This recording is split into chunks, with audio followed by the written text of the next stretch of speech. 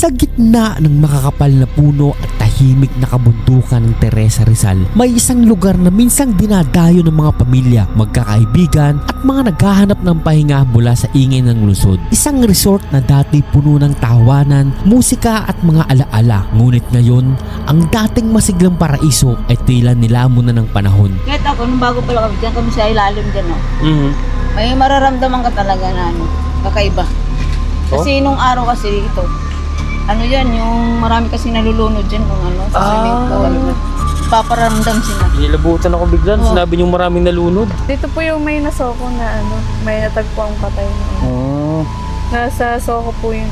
Mahigit 20 taon ay itong nakatayo sa gitna ng kagubatan, nakalimutan, pinabayaan at unti-unting tinatabunan ng kalikasan. Ang dating malino na tubig sa mga swimming pool ay napalitan ng lumot at mga tuyong dahon. Ang mga cottage na dati puno ng kwentuhan, ngayon ay tahimik na. Waring may mga matang nagmamasid mula sa dilim. Sa bawat kaluskos ng dahon, sa bawat pag-ihip ng hangin sa pagitan ng mga sirang pader, tila may mga bumubulong ng mga kwento ng nakaraan. Ano ang nangyari sa resort na ito? Bakit ito tuluyang isinara? At totoo nga ba ang mga usap-usapan na may mga hindi maipaliwanag na pangyayari bago ito tuluyang iniwan?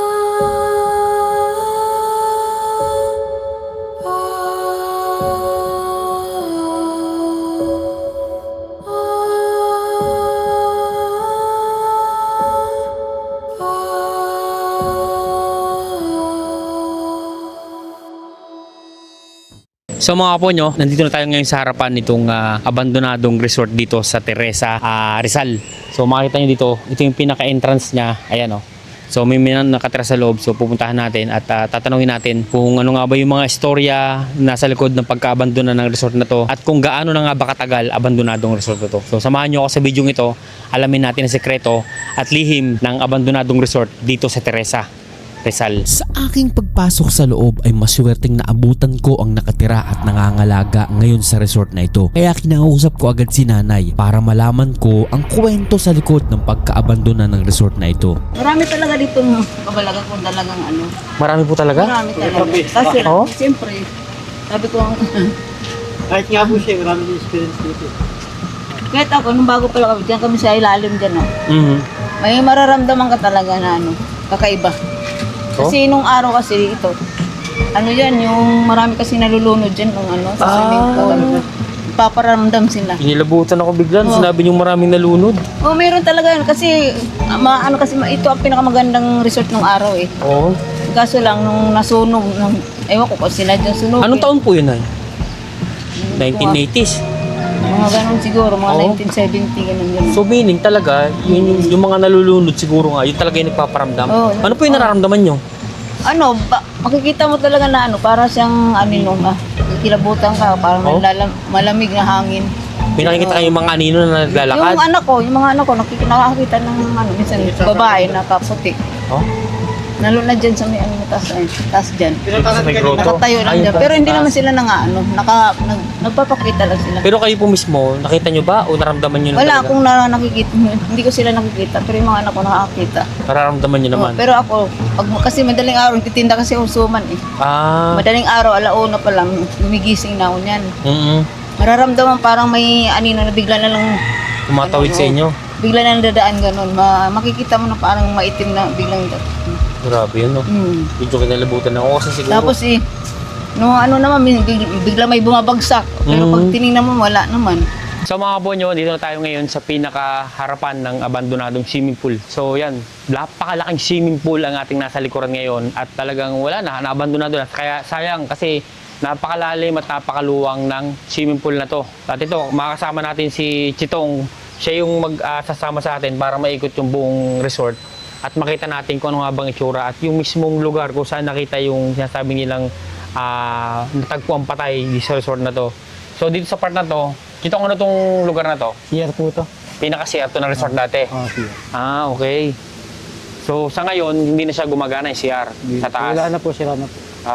So ito, may daanan dito? Ano to? Bukal ang tubig Wala na po dito? daanan din.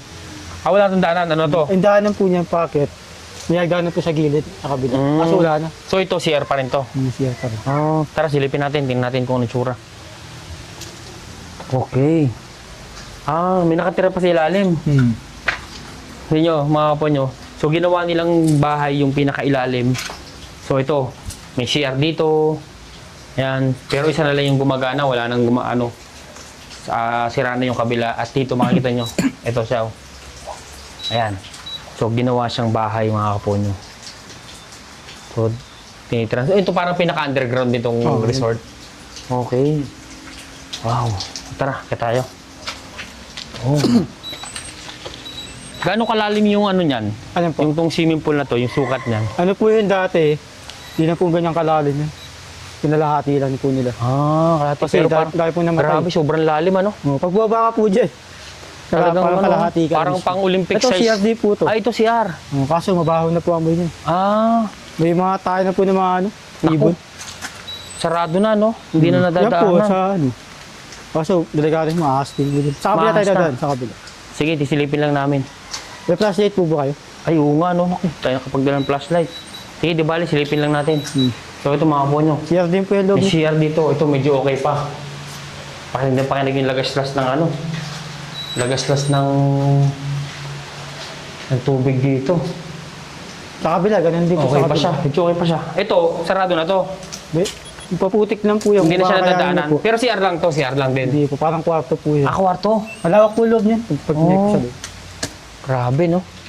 Sa kabila po, may daan sa kabila. Hindi ba sure? Napakalaki ng resort na to. Titingnan mo mabuti. So ito, parang pinaka, ano na siya, Mga cottage. cottage na. Oo.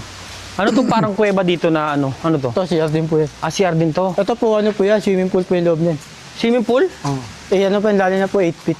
Oh, Kaso, ang baho na po eh. Makain na ng mga ibon. ang baho na nga. Mga ano, mga balis sa... Ayun, mga maliliit Ito na mga ibon. po niya, madami ng ibon, oh. Ayun, oh. Kung nakita niyo po sa loob, napakadami. Dami. Di naman Ano ba mabilang. yung paniki o ibon? Di lang po. Yung pinakapugat po niya nabebenta Dami. po sa Chinese restaurant. Ah, yan yung ano. Ano ba tawag ko? Ginagawang ano. So dito tayo, ginagawang tara, shop. tingnan natin dito. Daming ano. Nasa lubong sa yung... Wala bang ahas dito? Wala pong ahas dyan. Dahan-dahan lang po kasi mga malaglag. Wala din Ang po yun. daming ibon. Tingnan yung mga kapo nyo. Ayun, oh. Tingnan yung mga ibon na yun, oh. Diyan na sila nakatira ngayon. So, diyan na sila gumagawa ng pugad nila. Nalimutan kong tawag sa kantong ibon kasi usually sa mga kuweba, yan yung nakikita natin. Balin sa yung balin sa Balin sa sayaw. Yun, balin sa sayaw. Yun, okay. Yan, oh. Kasi nga, malamig dito at madilim. So, yan, diyan na sila tumitira ngayon. So, ito, malalim tong swimming pool na Wala rin to. po 8 feet po lalim. 8 feet? OMG, grabe. Tabunan Stagnant na po water ng na mga- talaga, no? Ang dami ng kitikiti niyan. Oh, dami na po. Sayang. Nilagaan po ng mga ano yan. Ng tilapia po yun. Sayang, napabayaan, no? Pabayaan. Oo. Kaya po, ito po yung hagdanan papunta doon. Pagod. Oo. Ah, may Fountain ganito po dyan sa pababa. loob eh. Pinaka-fountain din. Ah, may fountain sa loob siya. Ayun, sa gilid. Ah, okay. May Sayang naman. swimming pool din dun maliit. Pinamit. Para siyang kuweba na ano, no? Oh, swimming pool. Ganda. So ito, pataas tayo. Anong meron dito sa taas? Ito, di ba ano pa si check? Ah, ito si R. Yeah. Diyan sa baba po, gusto niyo po i-check. Ah, ito. Ito, ay, sa kabila walang daan. Wala po sa So, kabila. dito may daan. Subukan na po kasi sa kabila. Oh, grabe, Yeah, oh. din po yan. Tingnan yung mga po nyo, yung mga ugat. Buta Ayan, po nandiyan na. Yung mga ugat, ano na. Pumasok na yung mga ugat ng puno dito sa banyo. Nakakilabot yung itsura. Tingnan nyo, para silang mga ahas na gumagapang dito. Grabe. Oh, sayang talaga. Nakakapanghinayang naman itong ano na to. So, Resort na dito to. po sa baba. Grabe. So, tara, baba tayo. Tingnan natin itong baba. Wow. So, ito parang kwarto. Yun, malawak po yung loob. Dilim nga. Ano? Eh. Teka, tayo sa ano. Pag ganitong oras, wala pa nagpaparamdam pero pagagawin dahil. Ha? Pagagabi, marami. Maraming? Lalo po dyan sa Bimanga. Nagpaparamdam? Mm. Anong nagpaparamdam? Ano, minsan po tatayo po yung balahibo mo. Oo, pagagabi. talagang mararamdaman mo talaga. Grabe yun. Yung nagpaparamdam po dyan, yung ano eh, yung pinatay po dyan si Nalpage. Oo? Tutulong ko po sa iyo dyan mamaya. Sa may Grabe. nabagsak mismo na tubig. Kasi may mga babae po nakaganon. Mga nakatupis. Doon nagpaparamdam yung ano? Oo, so may pinaka mismo ano po, nabagsakan ng tubig. Doon ba siya nakuha ang patay? doon siya natagpuan. Matangkad na lalaki yun. So talagang ang mangyayari, hindi talaga siya, hanggang ngayon, yung kaluluwa niya, hindi, Dito pa rin yung kaluluwa. dito pa rin. Alat po dyan. Yan, pinatambay kami ng gabi. Dito, Oo. ramdam mo Grabe. talaga. Oo, kayuan talaga balahibo. Grabe naman yun. Kahit anong ano, kahit umaga, parang nakakilabot. At dito, Pakinggan. yan, mga ganyan. Guys, taka ng tubig ng tubig. Ang grabe, ang laki pala nito, ano? Ang laki ng resort. So ito, may limang pato ngayon, wala na? Wala na po. Pero may hagdanan po loob niya, kabila ng hagdanan. Oo. Kaso sobrang init. Grabe, sobrang Dito po lawak yun, oh. niya. Dito Ayan. po, dyan po siya may binabagsakan ng tubig niya. Ah, saan ang daan? Tara, punta Ito, natin dito. May daan din dito. Oo. Grabe. Kaso, makitid na po yung daan. Pero may padaanan pa po. So Pero po ito, yung daanan. Pero pwede din dito sa kabila. pwede dumaan. Ito mga point, tingnan nyo, kakaiba yung statwa na to. Yan, fountain. Kaya May mga medyo lumalabas na kakaiba yung tubig niya. hugis. Mga babae na hawak-hawak niya yung parang kawa. Tara, baba tayo dito. Yan po dito sa... Oh. Yung nakaraan na vlogger po may pumunta dito eh. Oo. Yung may papailo po na parang ano, habol. Hindi na siya nararamdaman dito. So dito, saan nakita yung mismong patay? Dito po, Diyan mismo sa butas na yan? sa butas niya eh. Yung tubig na yan? Oo. Para po parang ano nangyari, parang pinahagod. Kasi lumalakas po eh pag umulan. Ah, naano na siya dyan? Oo, parang pinahagod lang. So na-stuck na siya dito? Na-stuck lang din. Ayun. Oo. Nakaganon siya. Yung ulo niya, yung ulo niya nakaganon. Nakataob mismo. Oo, nakatawag yun. Nakaganas niya. Grabe. Ito Gabi mga yan po, pa no? kasi- Silipin natin, no? Ayan, dito po. So ito yung, dito doon nakita yung patay sa ilalim. Dito. Ayan. Nakasipsip din. Nakapasok sa doon sa ilalim. Galing siguro sa ano, naagos ng tubig. Yan ang sa naabutan. Oh, grabe. Kilabot. Parang inilabutan ako sa storya mo, ah. Ito po, swimming pool din to eh. OMG. So pagkatapos, ano yan? Paano nila inakit yun kung naagras Saka po nila na? ng ano, patali. Nirescue po yun. Oh, Ano ito, swimming pool din swimming po. pool pa rin to. Opo, swimming pool din. Grabe, balot na balot Ayun, na ng swimming ano. pool din po yun. Kapila.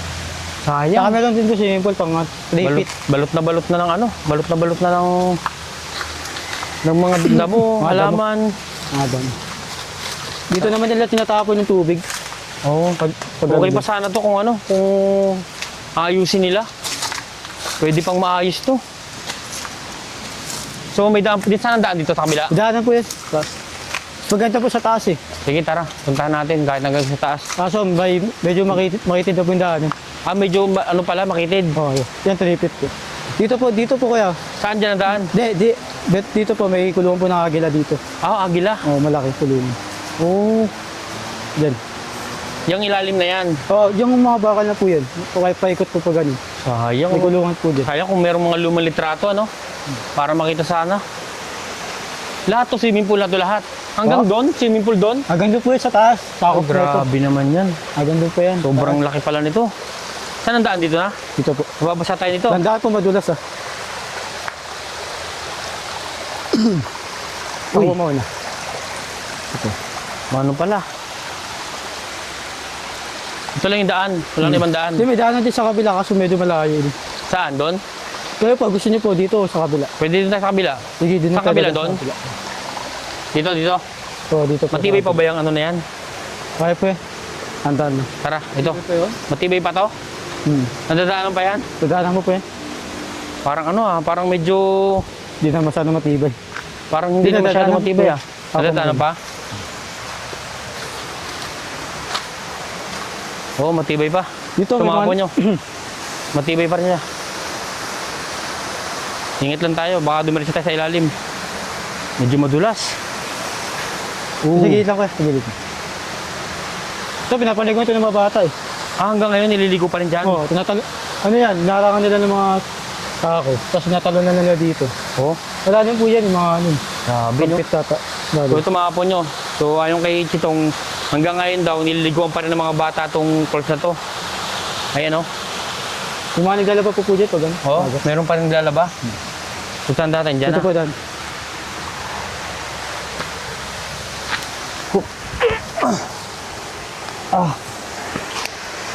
Grabe.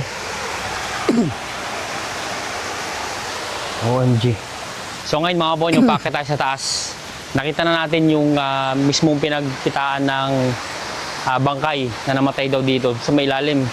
Talaga na-imagine ko, kalulus-lulus yung nangyari sa kanya kasi imagine mo, 2 linggo siyang binabagsakan ng tubig doon na matagal na halos naagnas na nung nakita yung bangkay. Grabe. So maswerte lang yung mga taga rito kasi yung tubig nila bukal pa rin. Kaya libre pa rin ang tubig nila dito. Pag pinapatay yan, nilalagyan ng gripo, sumasabog. Oo, kasi yung pressure ano. Oo, presyo, hindi kinakaya. Grabe, ang laki oh. Ay, ito mga to, ano pa to? Parang mga hotel po. Mga cottage pa. Oo, mga cottage. Marami po yan, hindi sa ano. Oo. Dito po sa taas, pedaanan po yung papunta dito. Oh. Sayang Ito, naman. daanan din to. Pabayaan na, no? Nabayaan na Ang po ganda ng pa ano. naman sana. Oh. Simula po na sinunog to. Nasunog to? Sinunog po to. Ah, nasunog. Kaya po di na nila siyaso. Nadyari po to dati. Ha? Nadyari po to dati. Ah, nadyaryo din yung pagkasunog niya. Oo. Grabe. Ito. Ito mga kapo nyo. Yan, makapansin nyo dito. Dati makapasok ko sa loob din. Marami pa rin mga abandonadong establishment. Yan. Sabi po. Parang na-imagine ko yung tsura ng resort na to na napakaganda nung unang panahon. Pero ngayon, ito na, puro damo na. Wala ba kayong nakikita ng ahas dito dati? Yeah. Dati po marami. Marami? Kasi ngayon, medyo inano namin Ito mga po nyo. Tabasan. Yan, lapitan natin yung isang establishment dito na ito yung mga cottages na tinutuloy nung unang panahon. Sabi, wala na. Natabunan na ng mga halaman. Binapangan na. OMG. CR. CR CR din yung siya. loob. Ba? CR din. Oo, CR din po. Ah, yun. okay. Wala na. Talagang ano na, abandonado na. Oh. Ah, okay. Single CR lang pala. So ito mga po nyo. Tara. Punta tayo sa may taas. Tingnan natin ulit. Tingnan natin dun sa may taas kung ano nga ba itsura na dito. So ingat lang tayo kasi medyo yung tinatapakan natin dito sigurado. So ito, more on falls lang talaga. Pag nakita mo sa baba, sa pinakatuktok. Malayo pa Meron din ba na yun? parang Malayo police pa? na ano. Kasi madumi na yung kalahatis, yung kalahati malinis din. Grabe no? Ito, may daanan din po yun dyan sa... Sige dito. Try natin dito. Puro ganyan din po yun dyan. Oh. Isipin mo to, pool lahat to. Swimming Pool pool. po yan lahat, tatabunan lang. Natabunan na. Pero tatabunan ng mga putik. Grabe. Nakapanghinayang yung itsura ng lugar, ano?